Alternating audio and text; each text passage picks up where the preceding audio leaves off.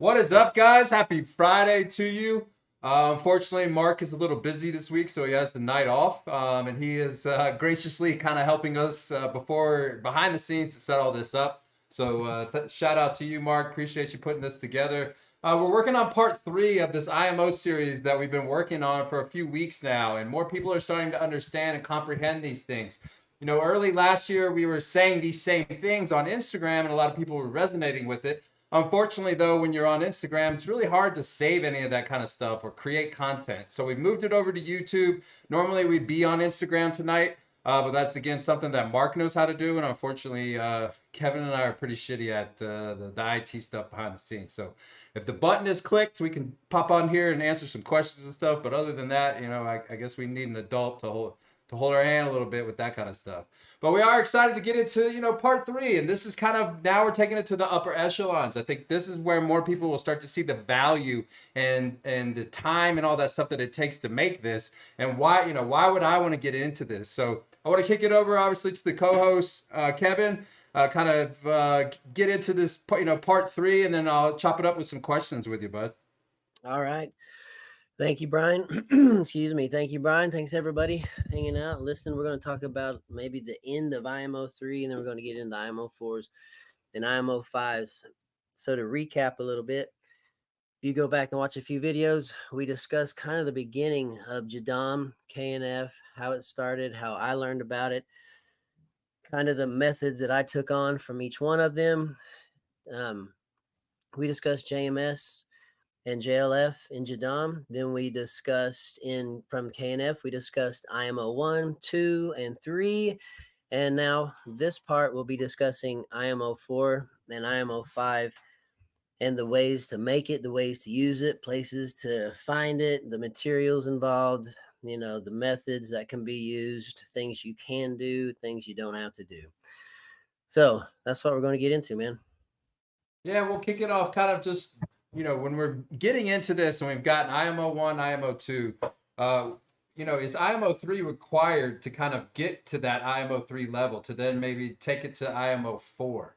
And so that's kind of stuff where people get confused. I know we had mentioned, I believe it was part two, you were saying like you don't necessarily have to go through all of these steps. There are some purists, some people that do believe that, but you're playing in your own playground in your backyard, and you figured out some things that I think streamline this stuff and the life hacks and well, I guess this would be more of a farm hack is what people are watching our show for, man, so that they can minimize the time and effort into getting into this stuff. So when we do get to these, starting to get to the upper echelons, what does it really take to IMO 3 and then moving on to IMO 4?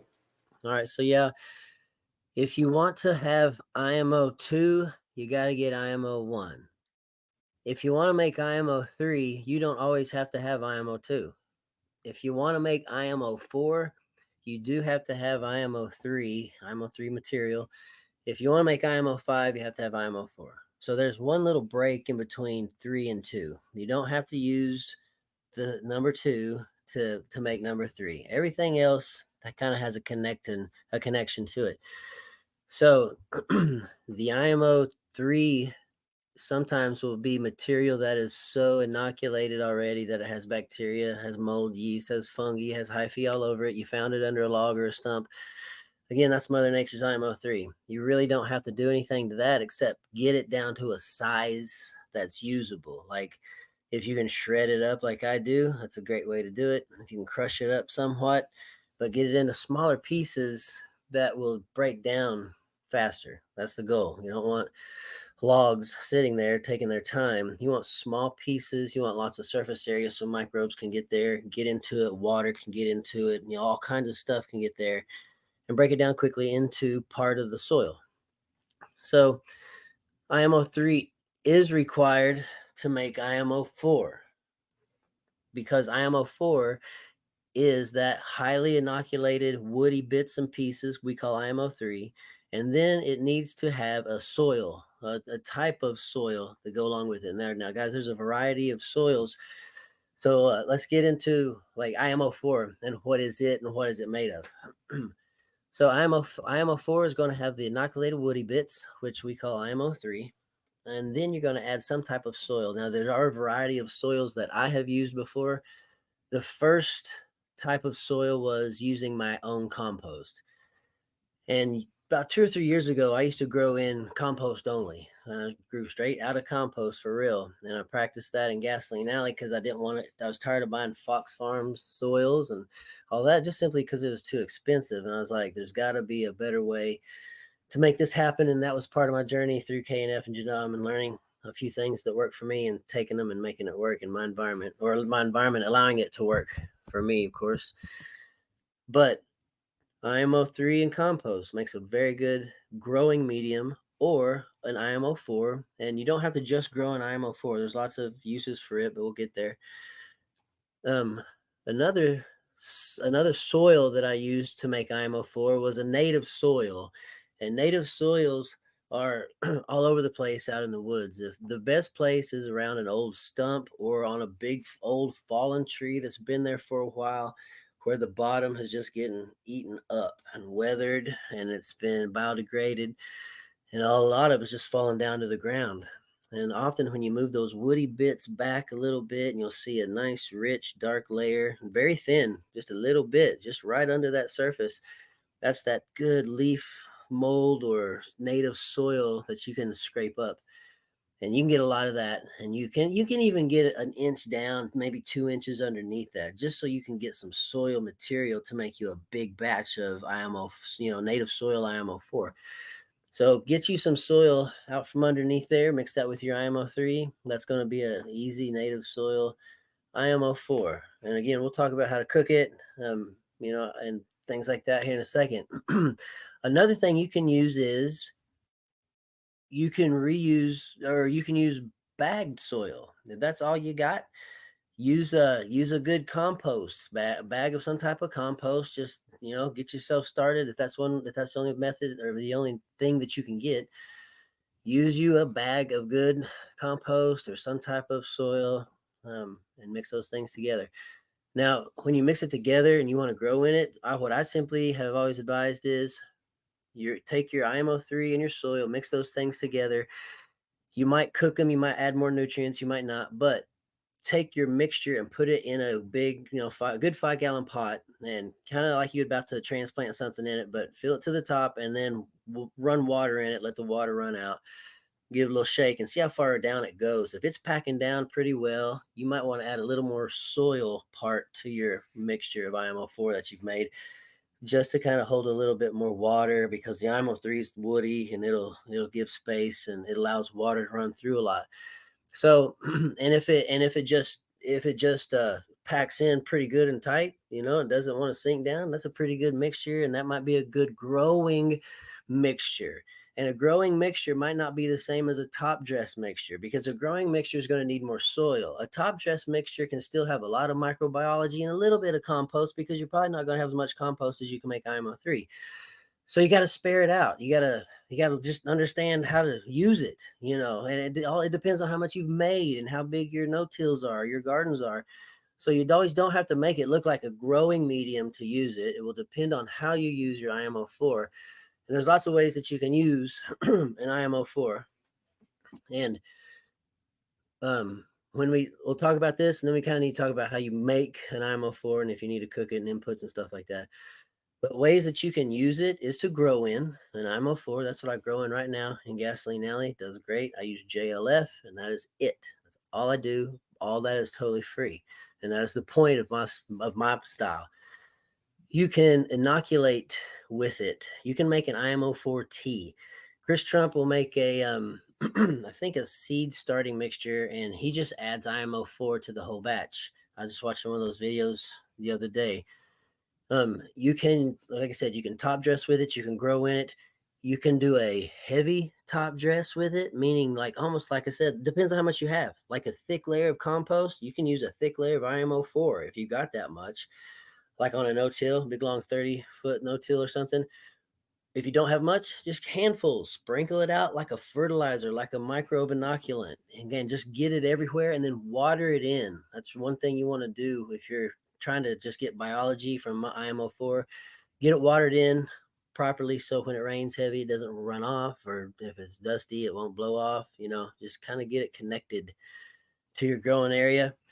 You can take IMO 1 from IMO 4. I've done this often. If you've got a bucket or a tote of IMO 4 that somebody gave you or that you made, if you're wanting to make a little more IMO 2 because your bucket's getting low, you can put the cooked rice in there with your IMO 4 and give it some heat, give it some days, and you'll have IMO 1, and you can advance that to your IMO 2 bucket.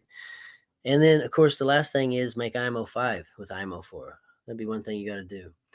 Do you have a question, Brian, before I move on or anything? Well, just for the audience, it seems like, kind of like once you have IMO3 made, then that's kind of like your SCOBY if someone's really new to this and they're thinking of like, okay, once I have that and that's kind of my mother, then I move to level 4. Now I'm kind of in the driver's seat. It sounds like, especially when you were just mentioning, if I know I'm going low on something, I can just use what I've already made and created, kind of go back and continue to create that kind of stuff. So once the time and effort is put forth, and as long as you're, I guess, staying on top of your inventory, there should be really no reason why you ever have to go back and make like small amounts of something to kind of take hold because you have enough of it in the IMO 4 form.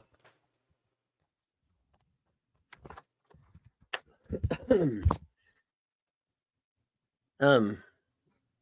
So yeah, let's move on to the cooking it, Brian. Want to do that? I kind of caught what you said. I kind of missed the last half of it right there. If you ask me a question. No, that's okay. I just want more people to realize that it's kind of it's a little over your head when you first start to hear about this kind of stuff. But that's the whole reason why even people purchase IMO3 is because you can kind of start from there and play around while you're learning how to do this kind of stuff. So you purchase somebody else's stuff, you're seeing what that, high level IMO looks like, and then you're creating your own up to those steps. And then once you get to level 4, it's like you have that time capsule. There should be no real reason why you have to go back to early like step 1 and basically start all over. As long as you're calculate all the way back in a larger form is kind of what I was saying. No, you're exactly right. Once you get it going, you realize it's easy to cycle to close loops within IMO 1 to IMO 3. You can always get IMO 1 from IMO 3 and you get to start all over. There are connections and loops that you can make, and you'll always want more IMO 3.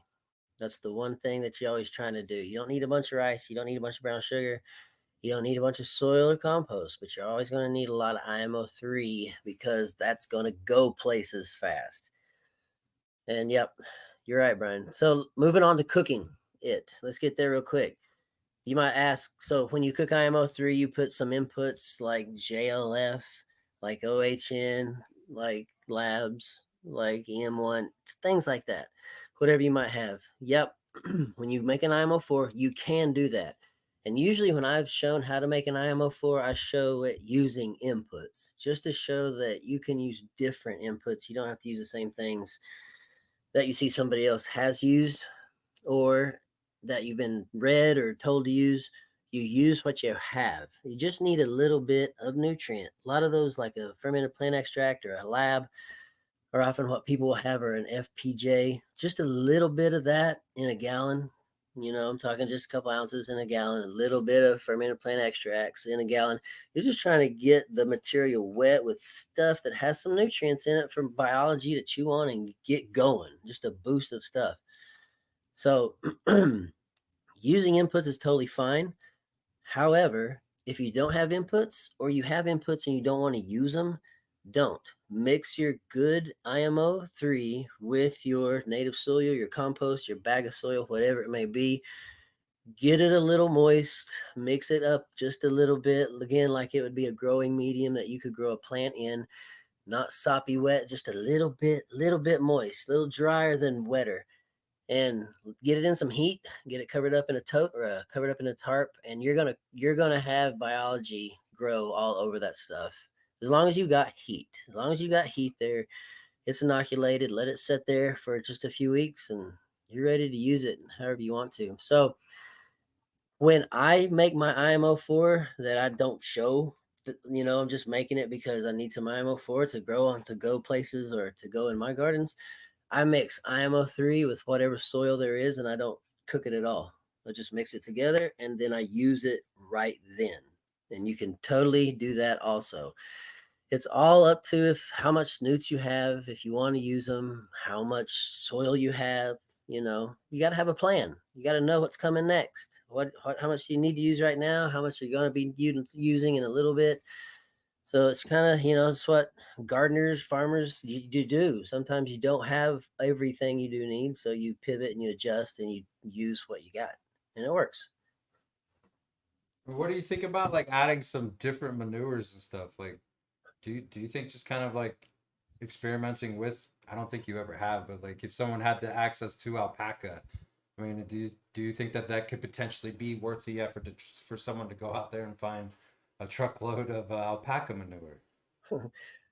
Yeah, I've never used alpaca, but I have used a variety of other types of manures to do an IMO 5. That's what I'd be talking about. Now, let's back up for a second though. Stay on IMO 4 and using manures. Can you do that? Well, yeah, you certainly can. Again, if you will think like you must grow your own food, you don't have a store, there's no other place to get it. All you got is your backyard and out in the field you might have.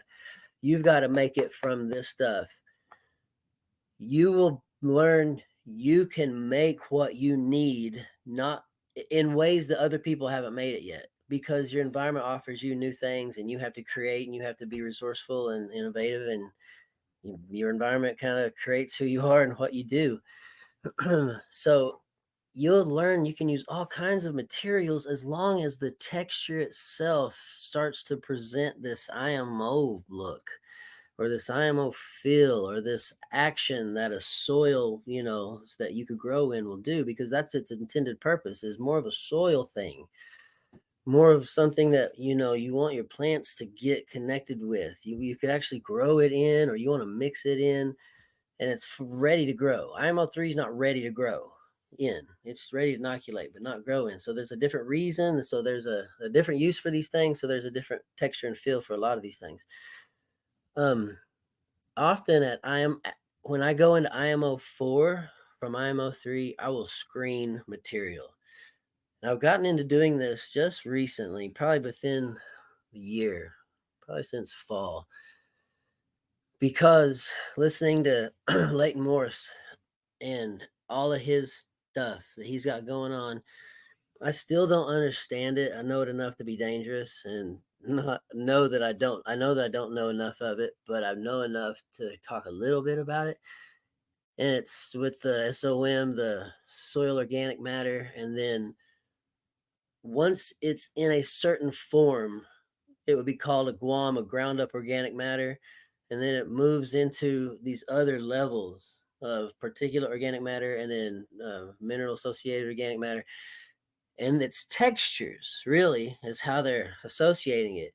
And you can do this with your compost. You can screen your compost with a good chicken wire and you can get a nice fluffy mixture, and it will almost grease together when you slide it between your fingers, like because it's so powdery. That's getting down there on that lower mineral associated level. If you have more chunks in it, excuse me, guys, if you have more chunks in it, particular organic matter, it's a little thicker. There's going to be microbes in there chewing on material still. So my point is your IMO 4, it can start to get screened out, start to get a better texture to grow in. You can screen the big IMO 3 chunks out, maybe that kind of are just a little too big for a soil. Like you just throw it out if you could have, but the screen will catch them. And if you get little chunks the size of half your pinky right there, you're getting into a GUAM, a ground up organic matter field, just kind of chunk little chipped up pieces. That's a good IMO 3 fill, and they're not big, they're just small chips, but then the soil comes in and it's going to be able to fill those pieces up. What a lot of people will say is try to soak, not a lot, I'm going to take that back. What some people have said, I listen to a lot of them, but what some people have said is you can soak IMO 3 chips, those kind of filtered out pieces that are nice and about the size of half your pinky, soak them in a JMS, soak them in a lab, or soak them in a water or something like that. And what will happen is the liquid actually tries to fill those cracks and crevices and pushes the air out and keep the moisture kind of gets stuck in there and it swells up. And then when you use it to get mixed in with some kind of other soil, the microbes are going to have a kind of like a hiding place to go where there's not a bunch of oxygen, but there's more moisture in there where they would like to live. And it's kind of the same thing like they do with biochar, like getting it wet, pushing out all the air in biochar, and then inoculating it with something, and then the microbes will kind of go in where that moisture is, and you get a really inoculated biochar. Same idea. Um, but again, it's texture. That's one way that you kind of determine what an IMO3 is, what an IMO4 is, and you can screen things out and get you a better feel. And I typically going into IMO4 will start to screen it, and so it feels a little more soily. Um, anything? Let's stop right there for a second. Well, I think I've heard Leighton mention like what you were talking about. He kind of, for a lack of a better term, was kind of equating it to like an orange juice where you have pulp and you have no pulp. And so it's kind of more your preference, how much you kind of want to play around with that kind of stuff. Do you kind of think that that's probably the best little analogy for people is like, well, do you prefer a little chunkiness in your breakfast juice, or do you just want the regular juice, no pulp? Yep, that's exactly right. It's what works well with you. It's what's got the what gives you a good feel. It's like if you're looking for a new car, a little something expensive, or some new shoes or something like that, and you got to spend some money on it. You don't want to have that feel at the very beginning of, "Ooh, I like those right there," and that feeling never leaves you. That kind of a feeling, and you adjust your soil textures or whatever it is, your IMO level to that feel. It's like, "Ooh, I like that IMO3. I feel like that's what my soil needs," because I think one thing that uh, beginning growers and gardeners that are trying to create no-tills, one of the biggest issues isn't going to be broken hyphae chains. It's going to be soil compaction. And if you have soil that's so packed in, it doesn't matter, what you're growing. Roots just don't have the ability to move and things cannot grow. And so you've got to get your soil to a good texture. Again, is the point. You won't be able just to do it perfectly with a wide forking or a harrowing the thing back like that. Or I don't have one of those. I use a shovel. I just dig and turn. I know it's not the greatest. I'm chopping up arms. I get it, but the soil has to be adjusted in texture, and that is the only way I can make that happen without spending years and years and years of waiting and layering and layering and layering and all that stuff. I'm going to make it happen fast because we have the brain and the ability to understand how Mother Nature works. Let's get the soil turned just a little bit. Let's get some texture down in there from IMO3 chips that we like. Get it down in the cracks and crevices. Then let's fill that in with some compost. We don't even have to make it IMO4. Let's just do a little bit of layering. Get some compost in there that will again fill texture, that will begin to fill the crevices and stuff like that. And then I always kind of walk and get it wet and I stomp it. Not hard, just walk on it. And I start squishing those things together. And then after that, I'll put some hay down or some usually it's mowed grass, maybe chopped up leaves, whatever the case may be, continuing to water, water, water. And I'll just constantly try to do JMS, JLF, water, always keeping it wet. That's what I'm trying to do because microbes need the moisture. And that moisture will help compact it just a little bit more so you don't have big wide open gaps and you can actually kind of dig back and put something in it and close it down and you're not worried about a big gappy hole underneath, which is going to cause you problems. You do have to kind of get the air pockets out. And that's why I'm stomping them. But I'm trying to get my no-tills to a texture that I can grow in, and I'm going to use the helps of IMO3 and IMO4, maybe IMO5, straw hay, whatever the case may be. And so again, back to our point it is about the texture of it, back to the orange juice, pulp or no pulp. It is what fits your environment, what works well, right? If you've got kids that don't enjoy pulp, you might not want pulp. If you got adults around you all the time that like a little pulp, or you got your grandparents or you want more vitamins in it, then you want pulp. It all depends. It all depends. So again, we just use our minds and go with it. Yeah, and I've noticed too when there's a little extra, especially with in my world with the isopods and stuff. If I have a little extra material, so it is a little bit thicker than just soil. some sphagnum peat moss, maybe some like a real soft wood that's starting to decay, like you had mentioned that you find out in the middle of the forest. That kind of stuff is how I've always mentioned about, like, as a human being, just improving on Mother Nature, if you will, adding those things into that soil system that you know they're going to love. And I think that's the kind of the new frontier, is understanding these soil systems. If you guys are newer to, like, Jeff Lowenfels, Dr. Lane Ehan, these are some of the other names that I think you want to at least learn and watch a couple videos on. Especially Mr. Lowenfels. I think that first book, Teaming with Microbes, kind of explains a little bit more of why IMO is so important to someone that's so new to this that might not even know that IMO stands for Indigenous Microorganisms.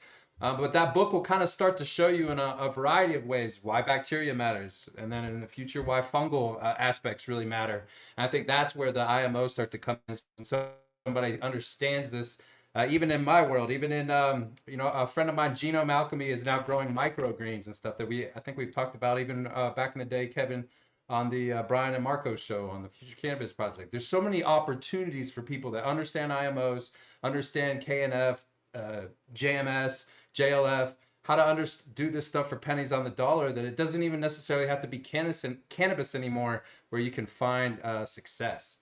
And so moving on to this, like, you've gotten to IMO4. Are there any like specific inputs that you like to do for IMO4? And then I'd love to get into IMO5.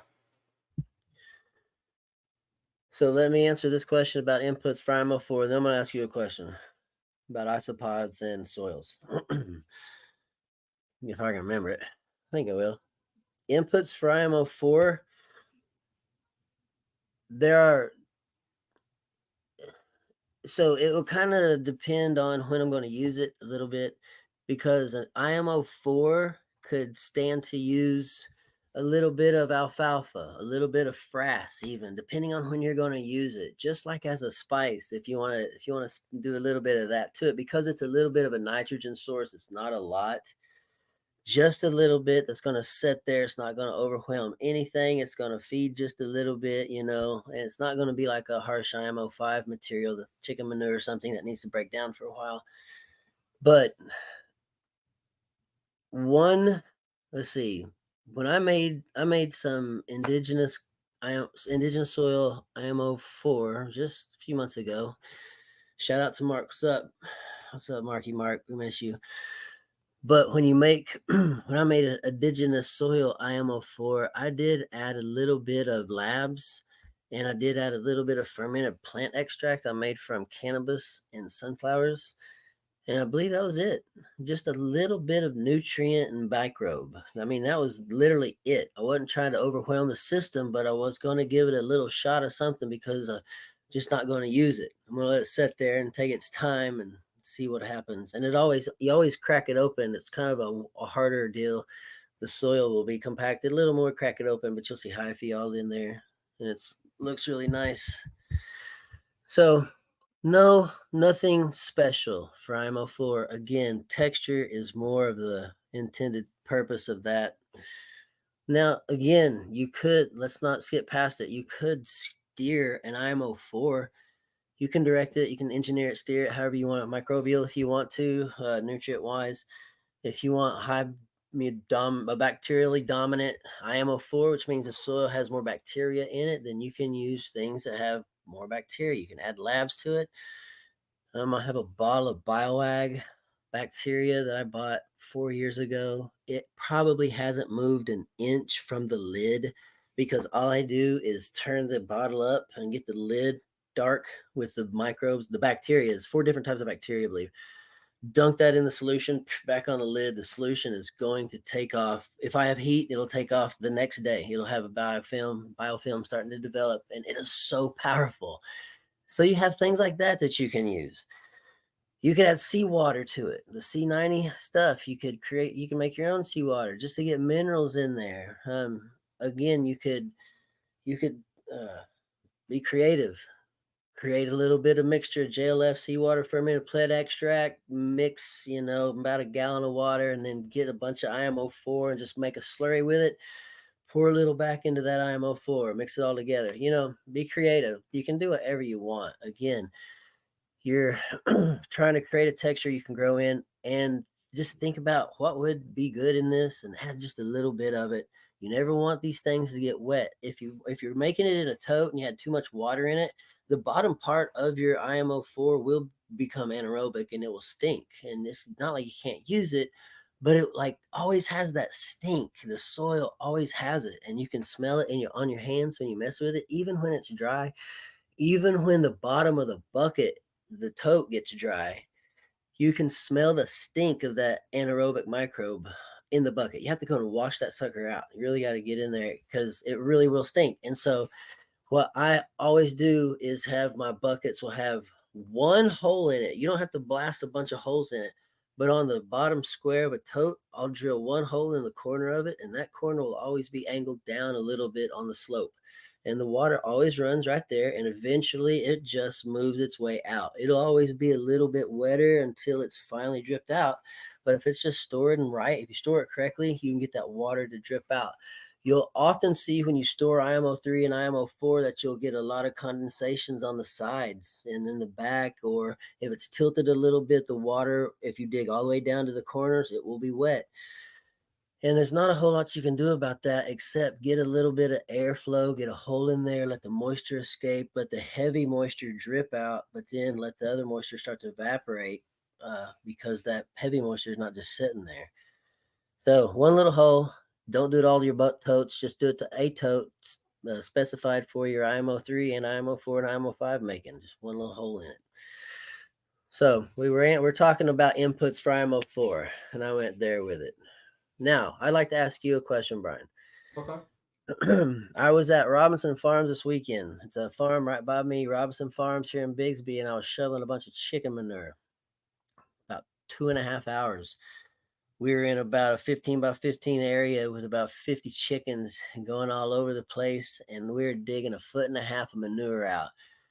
And once we cracked the top on just a little square foot of it, and we got about a 1/2 foot down, it started to turn into such a harsh ammonia that you started I started to wonder if I'm going to get something because there's so many chickens in here, and I am breathing this ammonia in, and it's so strong, man. I had to get out, but we kept on shoveling. We just kept going outside, and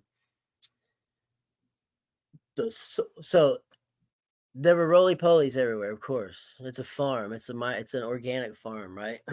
It's an organic farm. Excuse me. Let me get a drink. And to be clear, there were basic gray roly polies, probably, right? Yes, sir.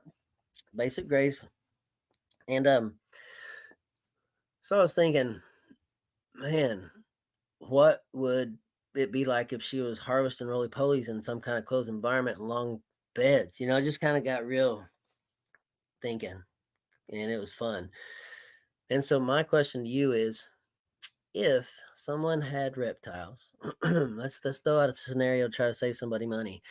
If somebody had reptiles, or somebody had, I'm speaking way out of league here. I don't know anything about it because I don't have any of these things, or had isopods, lizards, whatever the case may be. They're gonna want a soil, or they're gonna have carpets they got to change out, and towels and whatever. But if they can understand the idea of living soils and how that works, and how those animals could actually live in a soil, because that's kind of what a lot of them probably already do. If you could create some type of soil like that, which is exactly what Brian is doing right now, y'all, he's pushing this whole idea forward. But I do have a good question for him. If you were to use your IMO3, IMO4, IMO5, because you did not have enough money to continue to go and buy stuff, but you're like, man, I got to figure my pod tank out, my reptile tank out. Can't spend any more money. I want to try to use this. Would you recommend an IMO3, an IMO4, or an IMO5 type of substance, or type of material or level, or would you not recommend that at all? Way off track, or something close? Absolutely. Currently, what I'm using basically is, I only really have access to IMO3, so I'm using Johnny Mindfully Rooted IMO, and I'm using Marco's IMO3, and I still have some. There's another gentleman here in Colorado that made it. So I've been mixing that. I have these large fish tanks, like you had mentioned. Unfortunately, I have to do everything indoors. And these giant fish tanks, when I sprinkle that IMO, I get fruiting bodies of these mushrooms, and I've noticed that the springtails and the isopods go crazy for that. Now, like when I have a bearded dragon or a gecko or something like that, and they're defecating, I'm still building up that soil system the same way. It's a living system. And so when the animal defecates, I don't have to clean up after it. When the animal sheds, I don't have to clean up after it. When the animal moves around the cage itself, they're obviously going to stir things up. Well, obviously the isopods run when that happens, and so the animal gets to hunt instead of being hand fed. And I didn't realize how important that is. I've never owned a reptile until I had a bearded dragon. But that matters obviously to, I mean, in hindsight, obviously it makes sense, but that really matters in just the overall health of the animal is when it's able to hunt instead of being hand fed. And so all of these things, the smells and all that kind of stuff, in my opinion, I'm able to speed it up because I'm using the IMOs in a living soil system. So I understand that as my base. And then to take it to the next level, especially when they're defecating, I'm using the IMOs. I'm actually using a little bit of kefir. I've found that the kefir doesn't seem to overtake kind of like labs do. I don't know why that is. Maybe it's pasteurized a little bit or something since it's a commercial thing. But I have noticed just a little drizzle with kefir kind of does that same thing. A little goes a long way. So the IMO and the kefir, in my opinion, is what is minimizing the smell, and the springtails and the isopods are what's coming in and finishing the job. You're muted, bud. All right. Excellent. Yeah, so there's a whole, again, just a whole system going on that can be created, and that can have things added to it, just like a nutrient and input, a material, but it's actually a living thing added to it. Different species living together, feeding off of each other, shaking hands, and then chewing each other alive. But then the big lizard comes in and chows on them, poops, feeds the other ones. It's And fantastic. no one's really talking about too. I mean, like using a cover crop. I mean, that's like I feel like our little group here is bringing that to the reptile Say, world. say something a minute. Speak on that. Well, I mean, the goal is obviously the smell, and so if I'm trying to sell a product, if you will, the isopods to usually a mom that has to take care of the animal, it's usually like a gecko or a bearded dragon, and when those defecate, they smell. I mean, and especially a bearded dragon, it's very noticeable in the house for like a half an hour or so. So to minimize all that stuff, you just do what I had just mentioned, but also growing a cover crop, growing some grasses and all of that kind of stuff when they defecate, obviously feeds that living soil system, the seeds that are popping up. So I'm using Dutch white clover so it stays a little bit lower to the ground. And then I'm just using grasses as best I can because bearded dragons tear everything up. So he'll come over, he'll eat the Dutch white clover. That's another greens that he can have. I'm feeding him Brussels sprouts as a hand feed, but everything else is a closed loop system because of the cover crop. Excuse me. And because of that cover crop, he's getting fresh greens. And then when he's obviously defecating, he's learned that I defecate on this side where the soil is, and then he hangs out in more of like the sand side, and that's where I have his fancy lights and all that kind of stuff, so he can hang out during the day. And so these animals are a lot more intelligent than I think a lot of people give credit to. Even in reptiles, I never thought were I guess would understand where to defecate and stuff because when you see them in just like a plastic jug or something like that at a lot of these, unfortunately at some of these expos, man, that's how they take care of them. Some like Dixie cups at worst, and then like these big plastic containers at best, usually for traveling and stuff. And when they defecate, obviously it's small, so they're just walking around and they're constantly walking in that stuff. So if I was in charge of that business, I would want to have a living soil that they were on top of. So when they defecated, at least there was something that was breaking that down. All of this stuff is brand new to the reptile world, and I think a lot of it goes over their head. And so that's what I want to give to the community that hangs out with us on Friday nights is there are ways to monetize this for yourself in your little local area because nobody really knows what we're talking about yet in the reptile space. And so when you're adding IMOs and that kind of stuff to minimize smell, the moms that usually spend the money to take care of this, they might not understand exactly what you're saying, but if they believe in you enough to purchase the product, they come back, and that's actually how I'm able to then sell products like that Mark has, where I'm telling them, now put this stuff in there, and you're not going to have fungus gnats. For a lot of people, it sounds like we're selling them like snake oil. So it takes a minute for them to trust the process. And I think that's where the big hurdle is for people like Kevin, Marco, Johnny, is that you have to educate the consumer on such a higher level for them to even want to spend their hard-earned dollars on that. But once they see it for themselves, they start to notice that the smell is minimized within minutes, especially when you're growing a cover crop for whatever reason, man. I think that also helps. You could even grow like some, like Alex, like some dill or something like that. It seems like help with the smell, mint, shit like that. But yeah, I don't want to make this too long, man. But there's a whole world to this, and I think IMOs is the new frontier for the reptile space, especially because everybody obviously is doing it indoors in smaller tanks. And so if you don't even have to go in there and scrape out the poop or remove it from a paper towel or a putt-putt mat, people are going to be lining up to buy your products, Kevin. Did you hear that, man?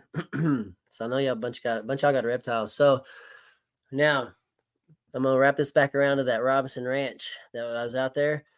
Whenever we were looking at things, I was like, my boys are out there, my two twin F1s, they were out there with me, and they were potting plants and stuff in the grounds. There are no tills with the carpets over it, the holes already punched in it. And they were like, look, roly polies, Dad.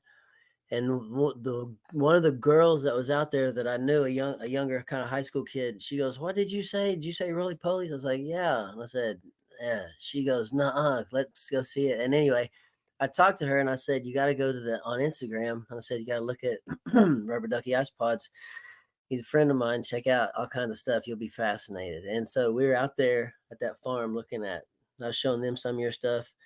This is the lady I was kind of talking about, wanting to do a little talking to on an iPod or something, have fun like that. And it was a fun time. But wrap that back around to why I even asked the question was that girl was like, "Ooh, ice pods." And I was like, "This is like compost and IMO4." I was like, wonder what Brian would say.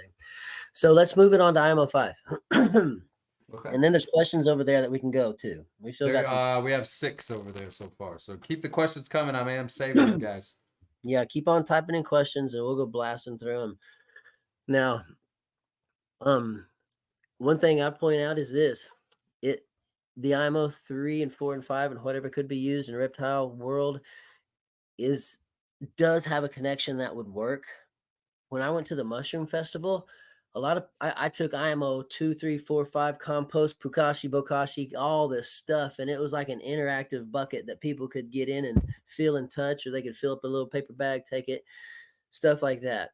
And 60-70% of them thought, so how do you grow mushrooms in this? And I was like, this is something that I don't think will ever connect, because it would only be a certain type of mushroom that could grow in this. And it's certainly not the type that would grow in a bag or in a tote, because these things have so much bacteria in them that it just would not be I would assume it'd be not a good place. Now, I'm sure there's some type of mushrooms that might grow well in an IMO3 on woody bits and things like that. I don't know, but my point was at the mushroom festival, which I'm going to again this year. I'm going to speak at it this year. I'm going to have it's the theme is called "Loyal to the Soil," and I'm going to teach people how to be loyal to the soil. It'll be a fantastic time and talk, and I'm sure I'll be there as a sponsor and have my interactive totes again. But it will be more of an educative force of this is creating soil to grow food in. I want to direct them, because every mushroom growers are totally interested in growing food. It was all over the place. I just didn't connect it correctly. People just thought that the soil was to grow mushrooms in. But when I go back this year, it'll be, let's connect this to food growing. Understand how you can make this and make gardens, make no-tills, and get your foods going in a little bit of way. That'll be a better way to connect it. So good. We're trying to figure ways to get in, y'all. You understand? We're trying to help people understand that there's lots of uses for natural farming. And so let's move into IMO5, which is another use that's in natural farming. You would take your IMO4 that we discussed. Now, to answer it quickly, do I use inputs in IMO5? No, I do not. The input is the addition of the IMO5 substance, which is a high nitrogen substance or source, such as chicken manure, which is what I almost always use. Alfalfa, I've used it and I will use it. I will. It's high nitrogen. It breaks down fast. It heats up quickly. You got to be careful with it. Another issue is wetness about IMO5. Brian, you can ask me about wetness issues in IMO5 if you remember, but um, you can use frass. You can use, because again, it's things with high nitrogen. That frass is just the carcass and manure bits of black soldier fly larval bodies, and their poop, and it's been ground up to a texture that could basically be diluted in a liquid substance and applied. It's not big and chunky like it is when it's in compost, but you can use um, you can use other types of manures, cow manures. You can use that. Don't be afraid if that's all you've got. Farmers use it, man. When growers get out of their backyard and get into small farms that rely on profit, and that's not just money, that's successful grow that year, even though the environment did this to us, right? That's my kids learned this, and now we have new workers that can be on payroll that will really benefit us.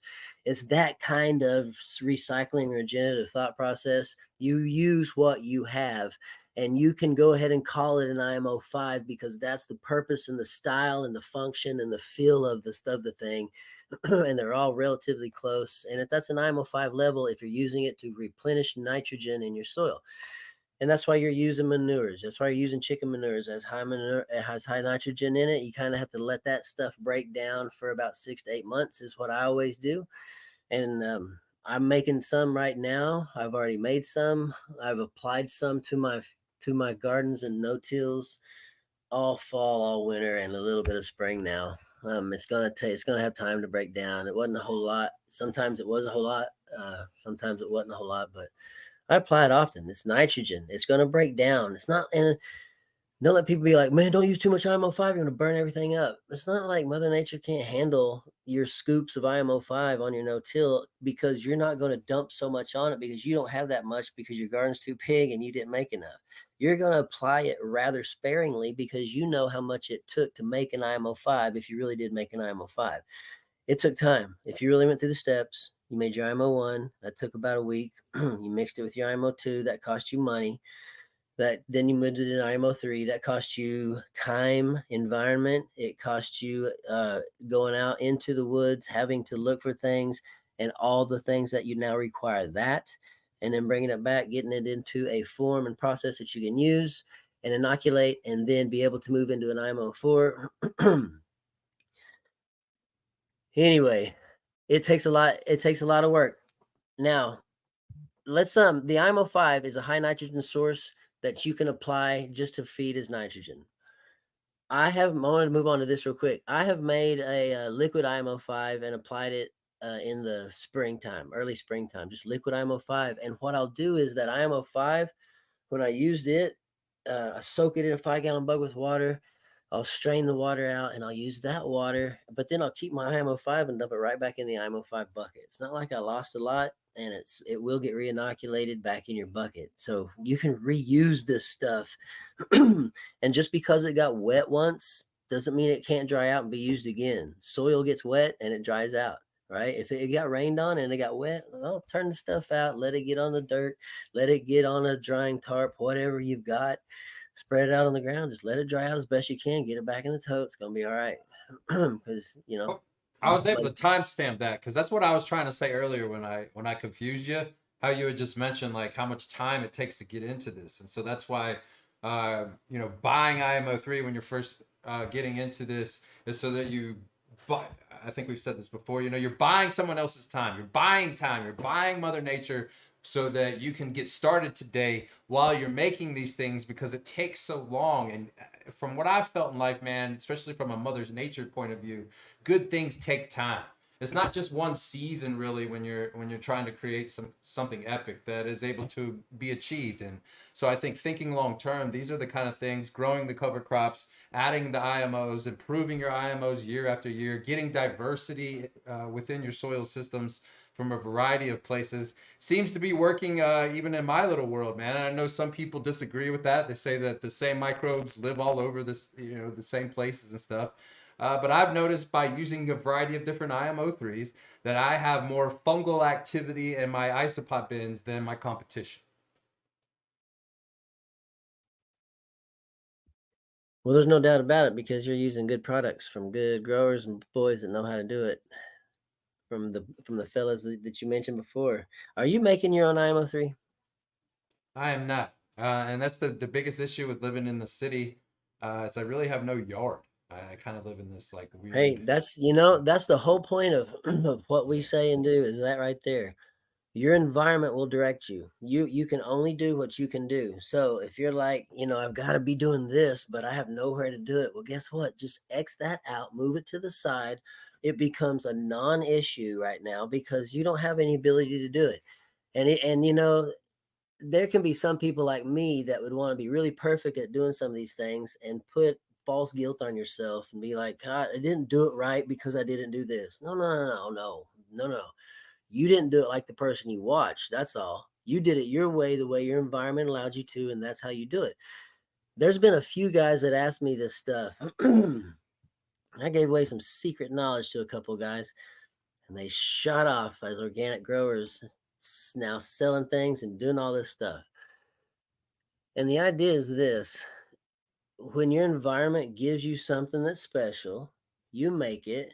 You see how it goes, you see how it works, you see how what it starts to turn into, how it smells, what it needed, if it needed anything to get it nice and the way you wanted it to look.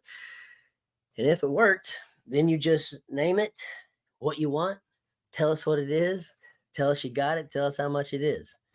And that's how it begins. It's that simple. And the thing is this, everybody's environment is different. That's what I'm always saying. There's something special that you can do. Like Brian's saying, I do this whole organic thing with the reptile world, with arthropods and their cages and their growing environment and the living soil below. But I can't make IMO3 because I live in an apartment right now. Doesn't allow me to. So he's got to figure out a way to make that happen, right? Or he's got to adjust. He's got to pivot, and that won't stop you. It makes you creative if you allow yourself to be like, okay, what do we do now? That's all we got to do. We got to shift and change. And when you watch guys that are better than you or have done it longer than you, and I watch people that are better than me and done it longer than me, I like it when they say that I call this IMO3. Now, I didn't use this and I didn't use this because I'm not allowed to use it, or I'm not able to use it, or I didn't have it this year and I had to use this. So this is our IMO3. And they just move on. They give no, I wish it could have been this, right? No, blah blah blah. He's just saying this is what I call an IMO3 because he understands that's what his master right now, Mother Nature, his environment, will allow him to make. And so he doesn't need to complain about it because that's what he gets. So he says, I make my IMO3 with this and this. I didn't use any of these other things. This is my IMO3, and I move right on, and that's just how it is. And just become a confident grower, just like you would become a confident anybody else, a confident businessman, salesman, confident parent, confident coach. You just do what you need to do something really great, and just say, this is how it's done. This is how I do it. You need to make no explanations to anyone. Just give us what you're doing. Just tell us what it's like, because we might then be like, yeah, I could make that right there. And I'll give you a perfect example. I've given it before. Marco, Brian mentioned before, Marco is growing, which I always use his fermented fish amino acid. It's 5-6 years old now. The bottle is said like 4 years old on it, and I've got it. That was like 3 or 4 years ago. I got it. Good stuff. Anyway, I had an abundance of acorns. This is really back before I really understood the IMO threes, fours, and fives. I had tons of acorns, and he once showed a video of using a bunch of acorns with a front loader, just dumping it all in there. And he goes, "We're gonna make Acorn IMO3," and I was like, "That is wild! I didn't know you could use nuts." I wasn't even thinking acorn because I was so behind. I was like, "I didn't know you could use nuts. I thought you just had to use twigs and bark. I didn't know what it was exactly." Anyway, a few months later, I've got tons of acorns falling at my place, and I was like, "What can I use this for?" And I was like, "Oh yeah, Marco said something," and I was like, I messaged him one time and said, "Marco, what can I do with all these acorns?" And he just typed Acorn IMO3. And that's when it opened up for me. And I was like, oh, yeah. He's just using what he's got, and he's kind of in the same zone basically that I am in. Same things grow here, kind of similar. It's like you use what you got. That's all there is to it. And then you tell us how it works. You know, you got to crack the acorns. If you got acorns, you got to crack them. You got to get the meat exposed. So you got to know those things. So that's why you want to see, hey, I was making Acorn IMO3, and then you've got lots of acorns. Watch how I make it. These are the things that you can do. Maybe some things you might need to do to make it go faster. But just use what you have, like Brian has, like I do, and that is your style, and that's what we get to watch you do. So There is something special about an acorn, avocado, just anything that is kind of like a seed or a larger nut.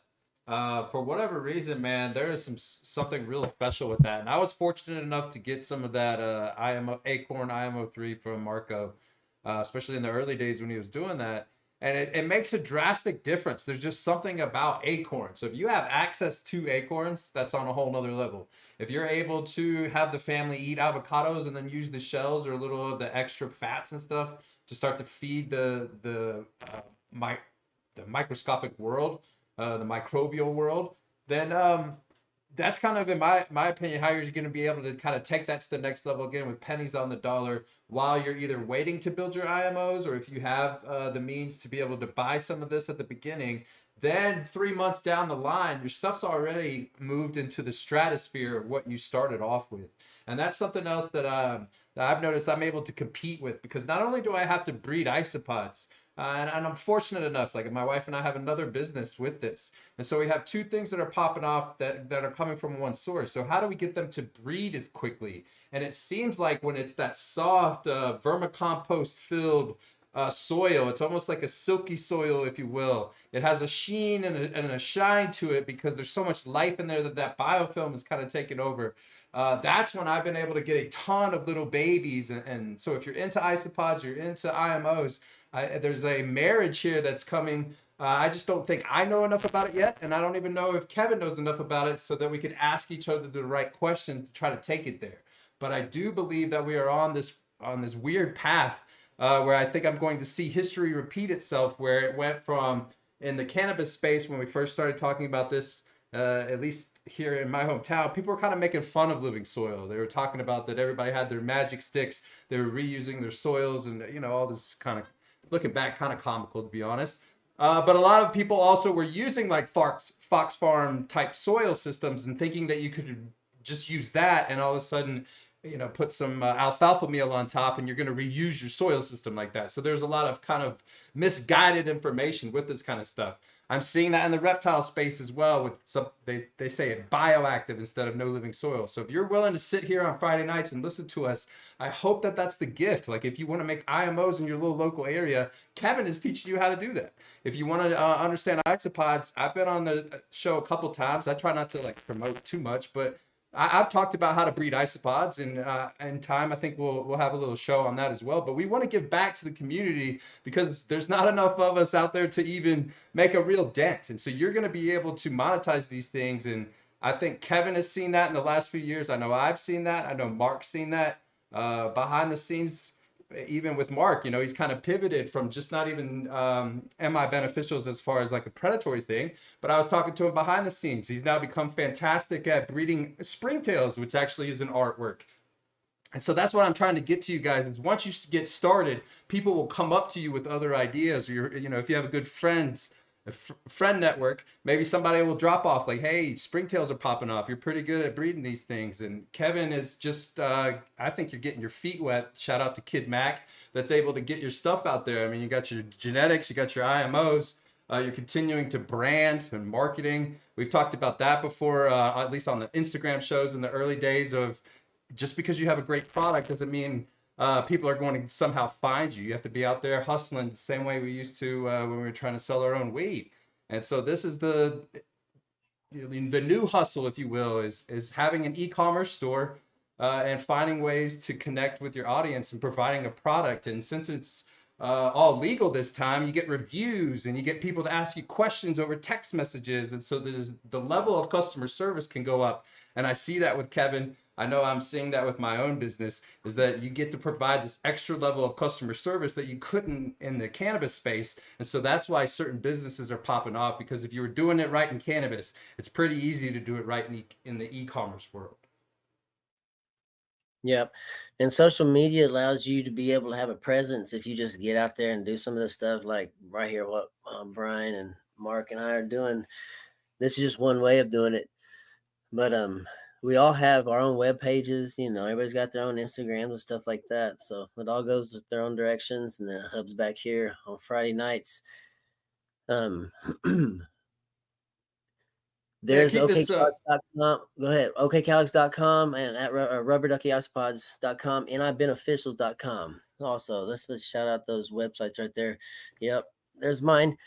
But my website is going to have, well, it does have a lot of, speaking of the social media presence, go into my webpage. You're able to sign up for free classes on Saturdays at noon Central Time. Noon Central Time. These classes are free. I'm taking 5 people, dude. I recorded the first one. The second one, I did not record. I told Brian and Mark after I did it, I was like, I forgot to record the Zoom video. Guys, it was such a good discussion with these guys from South Africa. They have their own plots. I'm friends with them now on Instagram, but they're like, they said the seasons are perfect. They said, we watch you for 4 months gathering stuff and making stuff all through your winter, and then you go into spring. And they said, right whenever you go into spring, we're going into winter. And they're like, we're just mocking everything you're doing. And so they're asking me all these questions because our zones are really similar. It sounded very similar. They're just behind us a little bit. But what a great conversation we had, and I did not get there. I did not record the stinking thing. But I'm gonna have another one this Saturday. I'll have another one the next Saturday. But what I also want to tell you is I'm gonna start doing some classes that will probably include things that will be mailed to you after the class. The class will cost something, but the first one will be understanding how to start a no-till your style. There's not a single way. There's lots of ways that I'm going to show you that it could work. And we'll kind of just talk about your environment, how to get one started, and there'll be lots of information, things mailed to you because you participated. But I plan to have things like that where it's really educational and just helpful, and hopefully a lot of people have seen what I do and they trust somebody that is like, oh, he does it and he teaches it. And but Brian does these things also. Brian has classes, and we're just trying to get that education out there.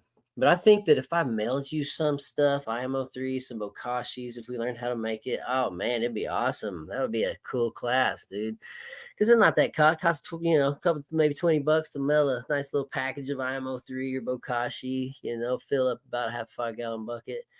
Yeah, it's a lot of fun, but that's what my web page is kind of trying to turn into. Get some more education stuff, some videos and things like that up there. Free stuff, mostly free stuff. But if I'm gonna send you things, it's gotta cost me, and we gotta pass that over. Um, let's take some questions, Brian. Yeah, You got anything? out of respect to Mark, because we were saying we want to just stick to this hour. Let's rapid fire these. Yep. But they are really good questions. From Stonemason, for your beds, what's your IMO3 to soil ratio? Okay, so my IMO3 to soil ratio, again, it's going to be, if it's a big no-till, that's again, those, if y'all saw some of those 30 footers that I dug, I didn't just load them up with IMO3. I covered them with IMO3. I watered that in. I covered that with some compost. I covered that with some grass, and that's continually been watered in constantly, and other things have been added to it. But if I'm growing in a small little pot and I want IMO3 and soil, again, I'll mix some together, put it in the pot, water it, see how it reacts to the water. If it sinks down, I need some more soil. If it doesn't sink down, you're probably pretty close, and just adjust accordingly. Next, let's go From fast. Mark Nelson, how do I speed up my compost pile? All vegetables and fruits only? Yeah, it's a good question. You need moisture and you need heat. If you don't have either one of those, it's just not going to break down very fast. Um, It also depends on what materials, all vegetables and fruits only. Okay, so it's going to be juicy. I have some that are like that also. So it's going to be it's going to be bacterially dominant compost naturally, because that's what you use. That stuff has a lot of juice. It allows bacteria to multiply, which will go way faster than fungi does. You're going to want to add add a little bit of dry material, because here's the thing. If you want to speed the compost up, you don't want it to be constantly wet. You want to be able to monitor and control the wetness. And if you got full of vegetables and fruits that's already wet, mix bokashi in, mix a wheat bran in, mix an IMO3 in there, mix some grass, let the grass dry out, get brown, mix it in there, things like that. You can kind of control the moisture, because it can be saucy and stay saucy for a while. And if it's under a bunch of layers, it will stay there for a good long time. It's protected from the environment. So anyway, moisture and heat. Moisture and heat. I would add to that real quick. Some of the best advice I ever got, especially when I was having problems trying to figure this out, is especially if I'm new to it or you're really focused on doing this compost for cannabis, just remove the fruits altogether. Have a fruit composting thing for your family that's outside or inside, however you do it, away from the cannabis compost. You'll find it to be a lot easier, especially if you're brand new to this. You're not going to get as easy like fungus gnats, thrips, whiteflies, everybody that loves something that's overly saturated. And that's usually what happens when you use fruits. So just something to think about. If you want to add the fruits, just know that if you're new to this, I would go ahead and get some kind of preventive maintenance from Mark or something like that, where you have a bunch of rove beetles to protect it. From this one's from me from Stone Mason. Brian, have you figured out a no smell deep litter system for the lizard cages yet? I would say I kind of went over that a little bit earlier. It's using a living a no-till system basically. It's called Bioactive in the reptile world. I'm using a cover crop. I don't see anybody else in the reptile space doing that to speed up the exudates into the soil system, to feed those grasses and Dutch white clover that is able to survive a bearded dragon cage, a lizard cage. And then, of course, I'm using a variety of different isopods. Some of them I'm even using kind of expensive ones to see what happens. Do the dairy cows bully some of the other isopods, even if there's more of them than the dairy cows? And my answer to that so far is yes. So there are some that will kind of bully each other, and that's why I'm saying that I think the dairy cow, the orange dairy cow, is going to be the best isopod for cannabis, and I am bringing that to market this week. So I'm excited for that. Throw it over there again. Have you tried making IMO5 with IMO4 and Bokashi pre-fermented compost? I've added bokashi as an input, kind of to an IMO5 mixture, not as the main nitrogen ingredient. Now, I'll tell you real quickly what I have used. I've used chicken manure. I've used alfalfa. I've used some cow manure, a little bit, not a lot. I have buckets of cow manure that I get one a year, and my oldest one is 3 years old right now. It's just a 5 gallon bucket that constantly has stuff put in it, a nutrient or a drying input, and it just soaks down, gets chewed up and eaten and all that. I'll probably show some on Instagram soon. But let's see. I use coffee grounds. That's another one. Although it looks dark and like a carbon, it's actually full of nitrogen. It's something that can be used in the IMO5. So I've used those. I've used those things. Bokashi pre-fermented compost is an excellent thing to use. Compost is something you can use for an IMO5. Yep. This one's from Okie Grower. What do you think about a rabbit cage built with a living soil floor? I mean, it kind of will become one. The It depends on the amount of rabbits and things you have. Like, microbes can't just eat mouthfuls, they can't just open up and rabbits poop and it's gone. It takes time, and rabbits will poop more. Chickens will poop more than bacteria can eat that stuff up. And so you always have to clean a cage out. So, like, I think you'll always have to scoop rabbit poo out unless you got like a rabbit. I don't know. I don't know how You much don't. a rabbit poops. I mean, yeah, if you have a bunch of rabbits, there's going to be a lot. But if you're just continuing to focus on building up your uh, red wiggler composting worms, they will keep up with eating that manure. And that's something that I continue to use. I just have it in like basically a 50-gallon fabric pot. But if I was outdoors, you could even have the rabbit cage over this area, Okie Grower, and just let them kind of run around above a certain area, and then let them run around on grasses. It really depends. I know Marco set up a little setup like that as well. It depends on if you keep them kind of raised up off the soil system. I see that a lot when people are farming them. Or if you're just letting them run in the grass and everything, then that's a totally different. I mean, I would just let them run around and then just continue to throw red wigglers into that system. All right. I've tried IMO3 twice with no luck, but I've been soaking buckets of wood chips field IMO in water with sea salt and mulch with 65 gallons of JMS charged chips. Hopefully it all goes well. Does that sound like the right recipe for you, Kevin? That's a big recipe. I've tried IMO 3 times, no luck. But I've been soaking buckets of wood chips in water, sea salt, and mulched with 65 gallons JMS, which isn't. I mean, when you think 5 gallon buckets, it's not really that much. You can do it. That 5, 10, 15, 20, 25, 30, 40, 40. I've had I've had tons of 5 gallon buckets of JMS. I'm sure he's got probably a big container, but that's a good old mixture. You bet. Hopefully it all goes well. I don't know what you're going well what for, but yeah, that is the idea. Again, it's mixing things together, microbes, carbon, carbohydrates, and again making textures and things that you want for the purpose you want and making it work for you. There's nothing you want. There's nothing that you would be like, oh, check that off, right? Be like, oh, don't do that. I'm sure somebody's out there who will say, oh, yeah, but you don't want to do that much to this much. And probably it's going to get too hot. It's like, you know what? This stuff has been doing what it's been doing before we got here, and it's going to keep doing it when our entire species is gone. Mother Nature gets through a cold winter, she gets through a hot summer. They're going to make it through whatever we can throw at it. A bucket of wood chips is going to make it through whatever we can throw at it. If we just fill it full of water and put a lid on it, pretty soon that stuff's going to just break down and nutrients going to get into the liquid. You can strain the wood back out. Whatever you do with it, it's going to inoculate and fertilize whatever you dump it out on. So it's not like you're going to do things that mess up.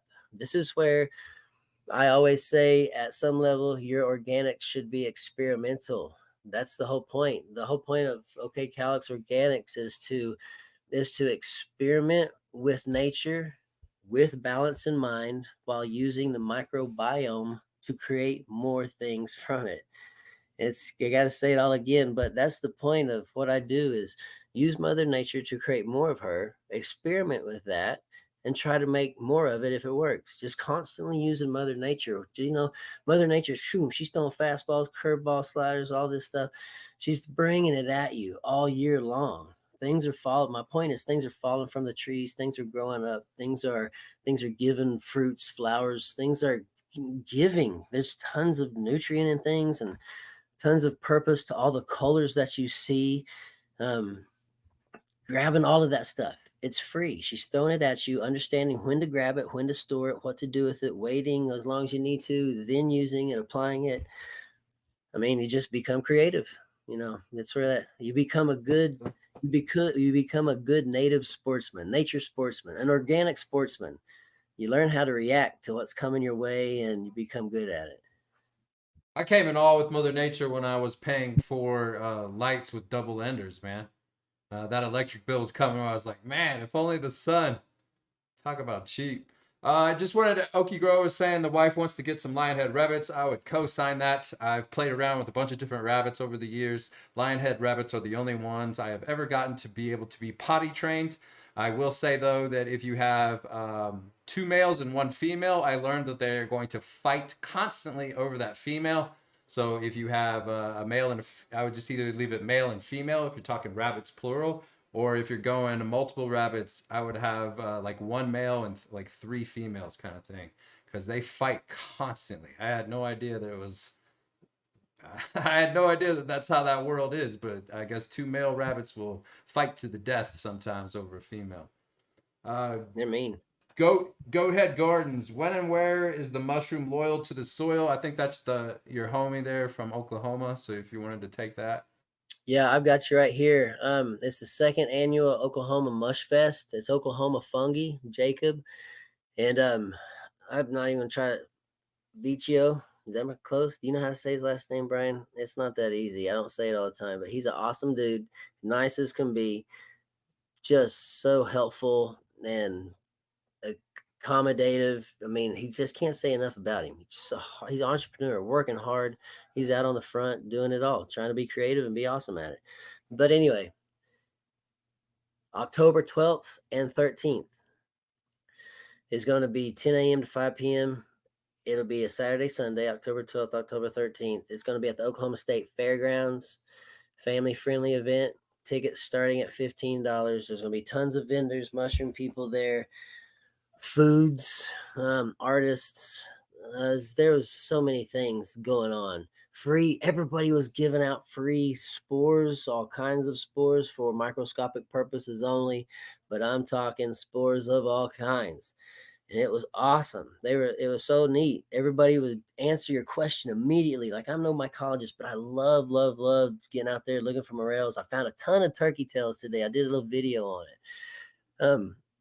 I love looking at them. But here's the thing. I want to be awesome at mushrooms, but if you'll just be awesome at the ones in your area, you're good to go. That's all you need to know. You don't need to get out there and learn everything that's out there. Your environment's going to throw a certain kind of mushroom. And as you get out in the woods, if you get a chance and you can get out in the woods and look around, you start to see the same ones repeating themselves all over the place. And so you really got to learn about 10 mushrooms. That's about it. And that's kind of what I'm doing right now. I've got a hold of about five. I've got a hold of about 5 of our mushrooms now that I'm like, okay, I know what this is. I can actually name it. And it's kind of being fun. But that's the approach I'm taking with all that stuff. So awesome event. Love mushrooms. Mark Nelson, I am new to all of this. How do I mix inputs into my no-till without damaging my natural cover crop? Again, this is Mother Nature, baby. She top feeds. Yeah. So how do I mix inputs into my soil without damaging my natural crop cover? Well, you do it very, very, very lightly.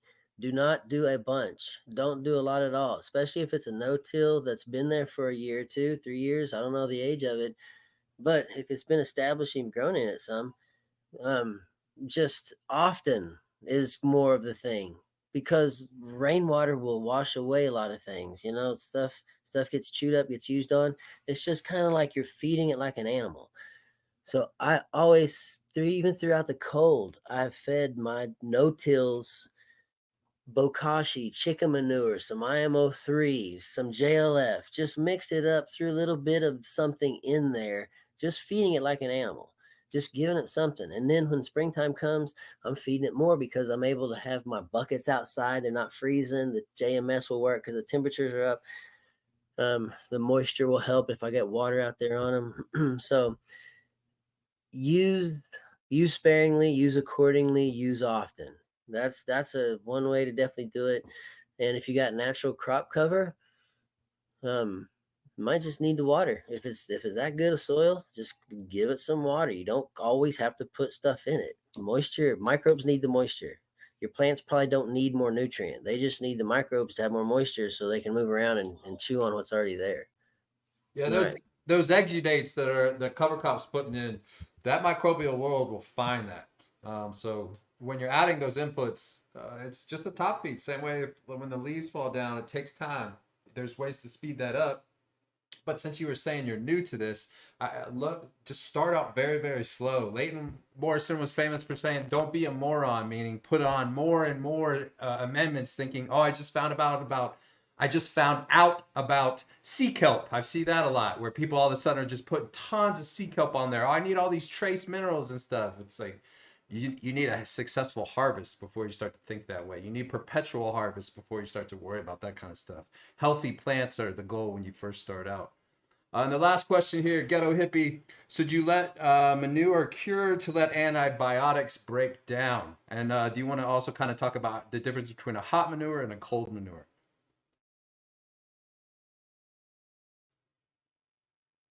You're muted, bud.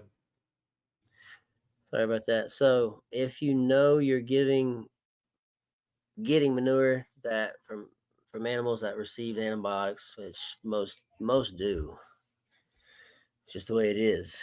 I mean, if it, no, I'm not talking organic farms. Those are few and far between. Most manures you're going to get are from an animal that's had some type of antibiotic or eaten something that helped it survive. Because it's cheaper for the farmer to do it that way. Anyway, yeah. And listen, here's the thing. When that manure that has an antibiotic in it hits that pasture ground, it's we can say, oh, it has high amounts of antibiotics. All right. So it's probably going to go into the ground and start to kill microbes, biology, because it's anti-biology. It's going to go down to the ground and start killing a lot of microbes. But although that's not awesome, take a step back. What that is like doing is shooting your BB gun into a big oak tree. It's like it dented that one little spot in that pasture. Yeah, there's lots of little spots out there, but there's a lot of biology out there. And my point is this: bioremediation.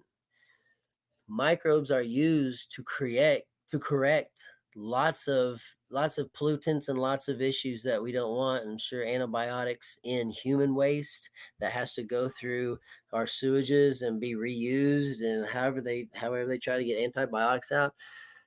The microbes, microbiology, we're learning that, man, if we learn microbes, we can learn to correct a whole lot of these things that are going on. So don't be afraid to let a pile sit there. Like you said, let it sit there, cure, let things break down. Meaning, if you continue to pour labs on that thing, if you continue to add IMO3, eventually the microbes you're adding that are in your environment that you keep making and keep adding are going to beat all those antibiotics and start to break it down and start to win. It's not like the antibiotics are going to start to spread and things like that. The environment is massive and huge, and you'll outdo them if you understand by a little bit of bioremediation. It just takes time, takes microbes, and they're doing it on a way higher level and a bigger scale than just a backyard farm. They're getting into petroleum, understand how fungi breaks down oils and all kinds of stuff like that. Well said. We'll keep it short here. Do you want to talk about where people can find you, ways to support you? Supporting us is obviously supporting the show. All we really ask is that you obviously know about our brands, and if you like what Kevin was kind of chopping up today, then just hit the like button. You have no idea how much that helps the show. That's why you hear everybody talk about it constantly. But yeah, if you could just hit the like button, that's all we really ask. And if you really want to support us, then check out our brands. Yeah, so guys, you know how to get me. Most of you on Instagram at OKCalix, at OKCalix Genetics. My company is OKCalix Organics right here. My apple. These are black soldier fly larvae. I actually had my thumb on it. Let's see. I was holding it like this. Took a picture of it with my hand and had a fat beard pothead clean all of it up, make a logo for me. But anyway, okcalix.com, you see right there, or OKCalix Shop. You can get to okcalixshop.com from OKCalix. You're gonna find lots of my $100 but winter bundles are up there still. We're about to switch it to some spring bundles that's going to be more focused on IMO3. I've got an awesome package coming, guys. I got an awesome package that I put together. I think it's going to be really cool. I've never seen anybody do it before. It's going to be a package that comes to you. It's going to have certain levels of IMO3. I'm sorry, it's going to have certain levels of the IMO 1, 2, 3, 4, and 5 in there. And it's gonna be pretty interesting. I think you're gonna like it. Some of y'all that order it. I won't make a whole lot of them, but I'm gonna have a cool little package coming. So that's at okcalixshop.com. We've all got YouTubes going. Um, we've also got now a podcast going, Bioactive Live. If you type in on podcasts on iPod, your iPod there, whatever. If you type Bioactive Live, which is what I did, you're gonna see all of these shows come up there, and you can go back and watch from the very beginning when we weren't really awesome at it until right now, showing you our greatness shining like we do constantly. Sounds like Rush Limbaugh. In my hand, the golden mic. Anyway, go check some Oxycontin of that Rush stuff out. Limbaugh. Check it out. Brian, tell me about you. Go ahead. Yeah. So this weekend is a big weekend for us. Repticon, which is a national expo, is here in Denver, Colorado this weekend. But we're preparing this for a couple days now. Excited for that. Have a big show. Again, everybody that has been supporting us these last 2 weeks have been the best 2 weeks we have ever had. So just appreciate all of that kind of stuff. That's why I'm able to do this, tell my wife that I need to stop in the middle of prepping for a show to kick it with Kevin, to do this kind of stuff. It's because it gives back, man. And we continue to say this to you. People used to say this to me when I was a young man bartending, and I never really understood what the hell they were saying. But for whatever reason, when you stop trying to take and you quit from that point on and you start to give, that shit comes back to you. And that's the whole point of this show and stuff, is we're giving you this free information so that you can go out there and better your life, make it easier to farm cannabis, maybe a little bit easier on the wallet, the pocketbook. Maybe you need to make a little extra money instead of saving money. There's so many ways to use this kind of stuff to your advantage in life. And I see a lot more people doing it, and that's kind of the reason why we're going to expand this show. So I wanted to make, there's a lot that I think Mark has behind the scenes. I know Kevin and I, we have a lot to talk about because of all of the exciting stuff. So this show is going to be something special. And we're doing it on Friday nights for a reason, so that more people can kind of see the live as this continues to grow. Real quick to Mark, when you're supporting the channel, if you do get fungus gnats, if you do get some thrips, some white flies, he has predatory mites for that. He has a biodiversity pack that you guys can purchase for $40, It and works. get that to work. And I personally use it. Kevin's It now works. using it. It's been a couple weeks now. So it's not like we're over here just pitching stuff that we don't personally use. And if if you're into isopods and you see me at an expo and you see all my isopods in the soil and you wonder why when customers open up my soil packs, I don't fear that there's going to be a shit ton of fungus gnats coming out of my stuff, it's because of Mark's products. So tried and true.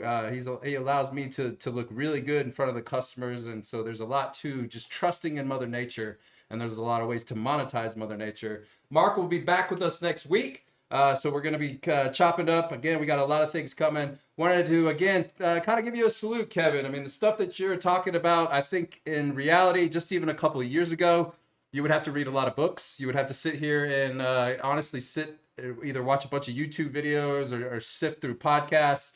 But what you've done in this we have part one, part two, and now part three series, as you've broken it down to where now people can intelligently go down more of a rabbit hole instead of basically this massive iceberg that it feels like when you're starting to understand IMO. And the other issues with that, we had a couple people earlier in the chat saying that they fail at it. So if you do find that you're not achieving and finding success with that, a lot of people do that way, and that's why I had again mentioned purchasing the IMO so that you can start out with success while you're trying to figure these things out. I'll give you the last word there, Kevin, and then we'll see you guys next week.